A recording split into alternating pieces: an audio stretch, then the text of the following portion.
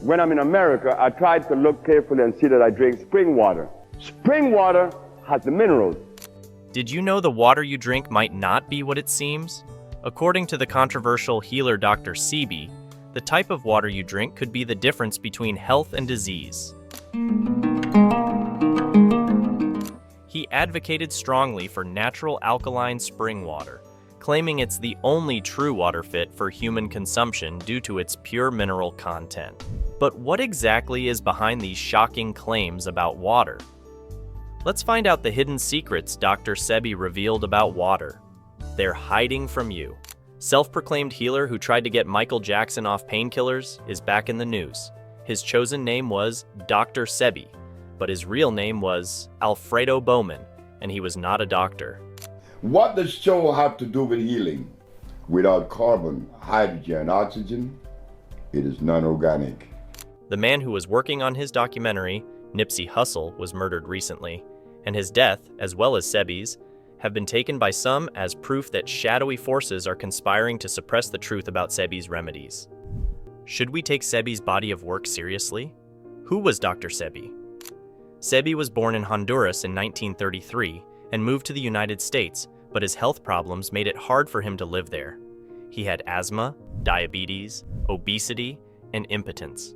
Sebi is said to have been healed by a herbalist in Mexico, which inspired him to make his own plant mixtures and sell them under the name Dr. Sebi's Cell Food. In 1987, he faced a lawsuit for practicing medicine without a license, but was acquitted because the state couldn't prove he had given medical diagnoses. However, he later faced legal challenges from the state of New York for consumer fraud. Sebi was required to pay $900 and agree to stop making disease-specific claims about his products. His later years were marred by accusations of money laundering in Honduras, leading to his imprisonment until his death in 2016 from pneumonia. Dr. Sebi's perspectives on water and health revolve around the idea that water is not just a substance but a crucial living component of the earth and our bodies.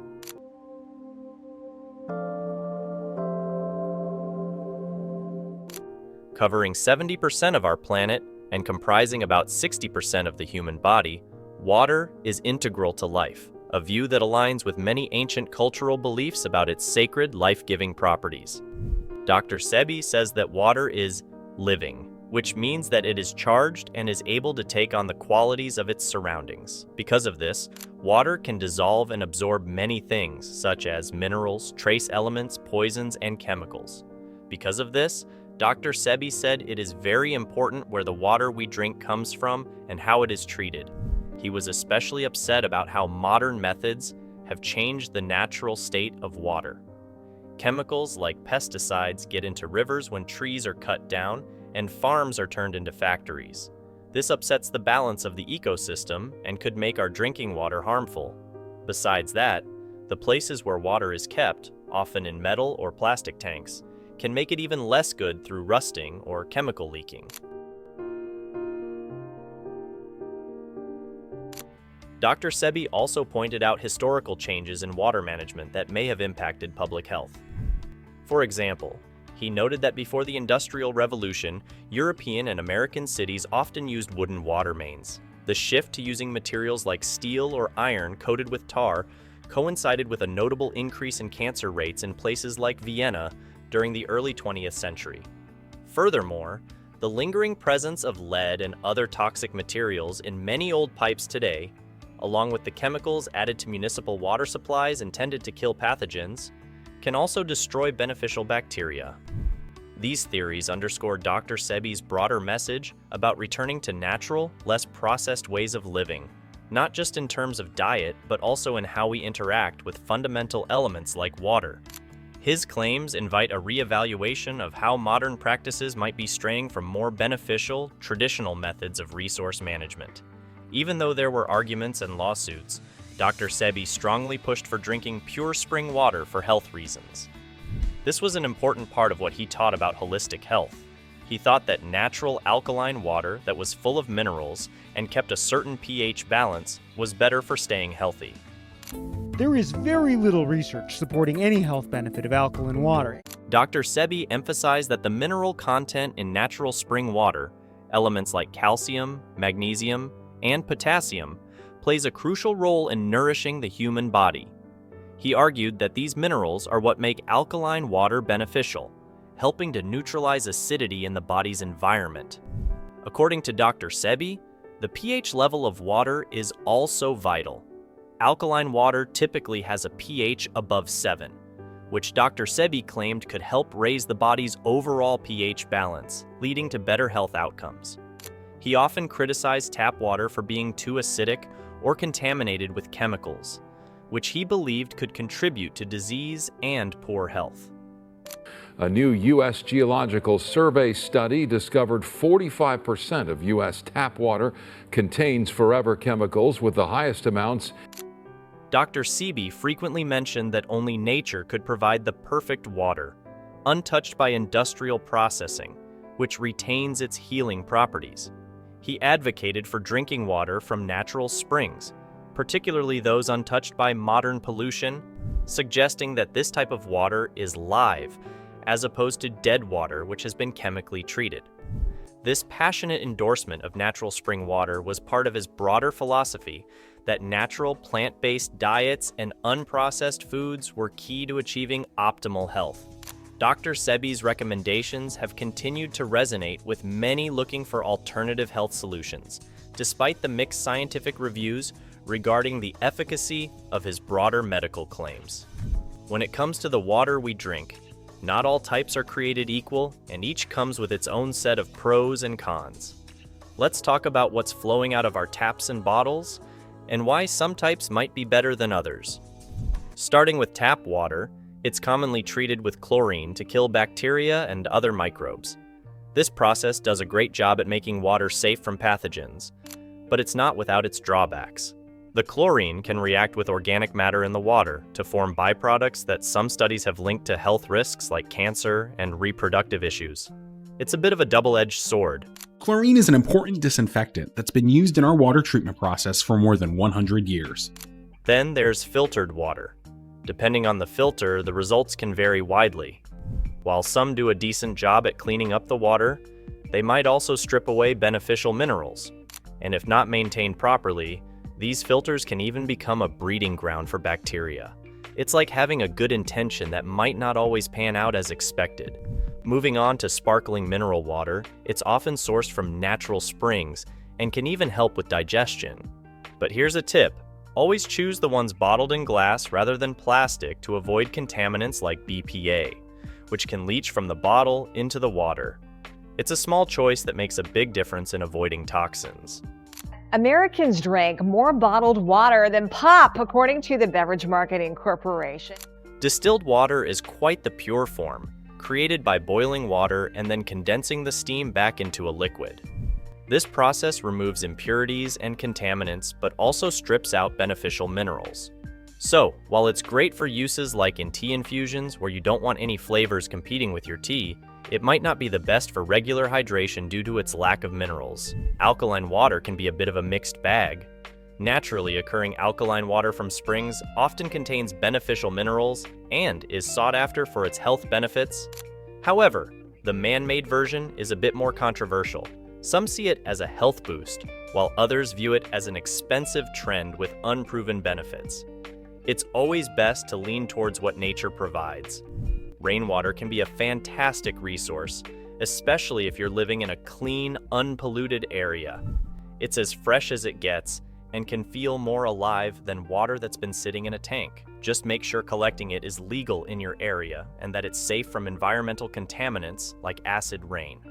Acid rain is any form of precipitation with high levels of nitric and sulfuric acids.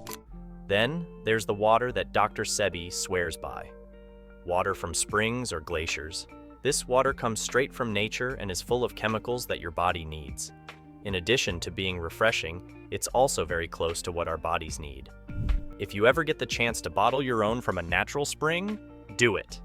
If not, the next best thing is to buy spring water in glass bottles. Dr. Sebi used to say, "Nature didn't make any water with chemicals, so the best water is spring water." It really brings us back to the basics, doesn't it? Choosing the right water isn't just about quenching thirst. It's about nourishing your body in the most natural way possible. Let's look at alkaline water from a science point of view. This is the type of water that Dr. Sebi pushed because he thought it was good for your health. What exactly is alkaline water, and does it really have the effect on health that Dr. Sebi said it did? Alkaline water is simply water that has a higher pH level than regular drinking water. Alkaline water has a high pH. Alkaline water could help offset acids in our diet. While typical drinking water generally has a neutral pH of 7, alkaline water typically has a pH of 8 or 9. This is due to the presence of alkalizing compounds, such as calcium, magnesium, and potassium. Now, Dr. Sebi suggested that this higher pH could help neutralize the acid in your body and lead to various health benefits. However, it's crucial to understand how our bodies manage pH levels. The human body is a complex system with its own robust mechanisms to regulate pH, primarily through the kidneys and lungs. Regardless of the diet, our body maintains a stable blood pH between 7.35 and 7.45, which is essential for our survival. This regulation happens regardless of the alkalinity of the water we drink. Scientists and medical professionals often emphasize that while the idea of altering body pH through diet sounds plausible, it doesn't hold up under scientific scrutiny. The pH of urine can change depending on what you eat or drink, but this doesn't translate to a change in the overall body's pH. Also, people who like alkaline water say it has benefits like slowing down age, speeding up metabolism, and even protecting against cancer. But these claims aren't backed up by a lot of scientific evidence. A lot of the time, research in these areas shows that we need bigger studies to back up any health claims about drinking alkaline water.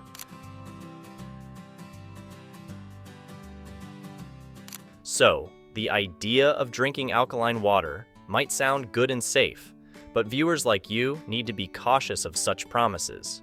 Learning about the body's natural way of keeping its pH level can help us make better decisions about health trends. For more discoveries and new ideas about the water we drink every day, let's keep looking into it. It's important to understand what exactly it is and why it has sparked such intriguing discussions. Alkaline water, simply put, has a higher pH than regular tap water. This means it's less acidic, typically boasting a pH between 8 and 9, compared to the neutral 7 of ordinary water. Enthusiasts like Dr. Sebi have praised its virtues, suggesting that it can neutralize acid in our bodies and lead to various health benefits. I knew that the pH value had a lot to do with healing. But what does science say about this? Let's talk about it, like we're sharing a cup of tea, or perhaps a glass of alkaline water. The human body is a marvelous system with its own intricate methods of maintaining balance. One of these systems involves regulating pH levels. Key organs, like the kidneys and lungs, work tirelessly to keep our blood pH within a very tight range of 7.35 to 7.45. This precision is crucial for our survival and well-being, and it's not something that gets easily swayed by our diet, including the type of water we drink. Now, while changing our water intake to an alkaline type might not alter our body's pH, it's not without its merits. Drinking plenty of water, regardless of its pH, supports overall hydration, which is fundamental to good health. Some suggest that the minerals found in alkaline water might offer some benefits, much like a mineral supplement might. However, the idea promoted by some that drinking alkaline water can cure diseases or significantly alter how our bodies function isn't backed by robust scientific evidence. It's a bit like saying wearing blue shoes will make you run faster. It's a nice thought, but the evidence just isn't there. So, where does this leave us? It's always refreshing to see enthusiasm for healthy living, and Dr. Sebi's emphasis on hydration and a plant-rich diet aligns with widely accepted health advice. But when it comes to the more amazing claims about alkaline water, science tells us to be careful. Thermal spring there when you drink the water. The pH is 9.6, which is very high. It's great to keep talking about and researching, but let's make sure that the decisions we make about our health are based on solid scientific evidence. Despite his passionate following and the popularity of his health theories, Dr. Sebi's practices were not without controversy, primarily due to the lack of scientific backing for his claims and the legal issues related to his unlicensed medical practice. Dr. Sebi was not a licensed doctor, yet he offered medical advice and sold herbal remedies that he claimed could cure serious illnesses, including AIDS, diabetes, and cancer. These bold claims caught the attention of legal authorities and medical professionals alike. In the late 1980s, Dr. Sebi was arrested and charged with practicing medicine without a license. The court case in New York ended with an acquittal on the condition that he could not make diagnostic claims, but it highlighted the ongoing tension between non-traditional healers and regulatory bodies. Further complicating matters was the issue of false advertising. Dr. Sebi's advertisements and public statements often included dramatic claims about the healing powers of his supplements and diets. These claims were not supported by scientific evidence, which led to significant criticism from the medical community. Health experts and researchers have repeatedly pointed out that no rigorous scientific studies have verified the efficacy of Dr. Sebi's methods. The lack of evidence and the potential for harm from avoiding conventional medical treatments were major concerns cited by health authorities.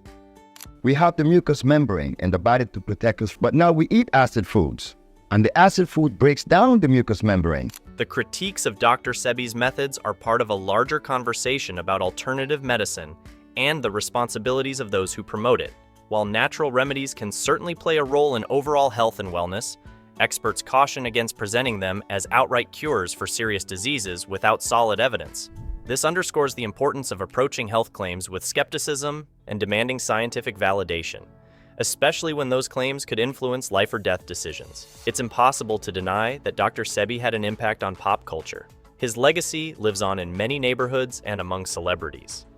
Famous people like Michael Jackson, Eddie Murphy, John Travolta, and others have come to him for help with their health and food because of the natural way he approaches it.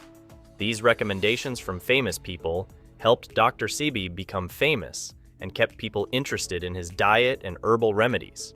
His controversial approach and the court cases that followed did not make him less famous. In some circles, they made him more well-known as someone who was questioning mainstream medical practices. It got even more interesting after he died. Dr. Sebi's name stays in the public eye thanks to celebrities like Nick Cannon and the late Nipsey Hussle, who promised to keep teaching his ideas. Hussle was making a documentary about Dr. Sebi's legal problems and claims, and Cannon had promised to finish it. This will add to Dr. Sebi's influence on health and wellness talks. Even though many scientists don't believe in or agree with Dr. Sebi's method, which includes an alkaline diet and certain herbal supplements, it still affects a big part of people who are looking for natural health solutions. It is also his family, especially his daughter Kelly Bowman, who carry on his cultural heritage by spreading his teachings and natural remedies. And now, what do you think about Dr. Sebi's approach to health and wellness? Have you or would you try any of his dietary recommendations? Let us know in the comments below. We love hearing from you and learning about your experiences and perspectives.